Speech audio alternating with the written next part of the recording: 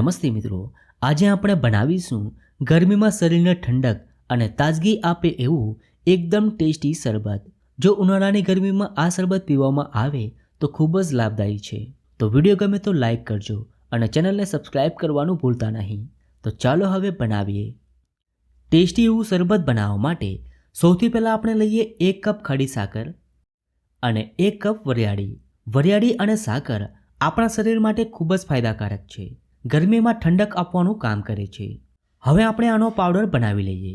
તો મિક્સરમાં એકદમ સારી રીતે ક્રશ કરી લઈએ। તો એકદમ સરસ પાવડર બનીને તૈયાર છે। તમે આ પાવડરને ચાળીને પણ ઉપયોગ કરી શકો છો। મેં અહીંયા ડાયરેક્ટ જ ઉપયોગ કરીશ।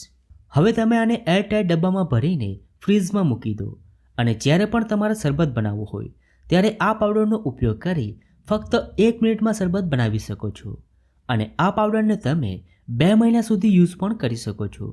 હવે આપણે શરબત બનાવી લઈએ। તો અહીંયા મેં 2 લોકો માટે શરબત બનાવી રહ્યો છું।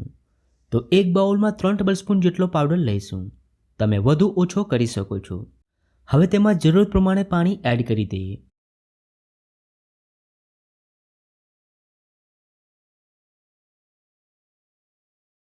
સાથે 1.5 ટીસ્પૂન લીંબુનો રસ એડ કરી દઈએ। ત્યારબાદ 1 ટીસ્પૂન છાશ મસાલો અને ચપટી સિંધો મીઠું એડ કરી એકદમ સારી રીતે મિક્સ કરી દઈએ। વરિયાળીના શરબતમાં લીંબુનો થોડો રસ એડ કરવાથી શરબત પીવામાં ખૂબ જ સરસ લાગે છે। આ રીતે તમે શરબત બનાવશો તો બધાને ખૂબ જ પસંદ આવશે। હવે ગ્લાસમાં થોડા બરફના ટુકડા એડ કરી શરબતને સર્વ કરી લઈએ।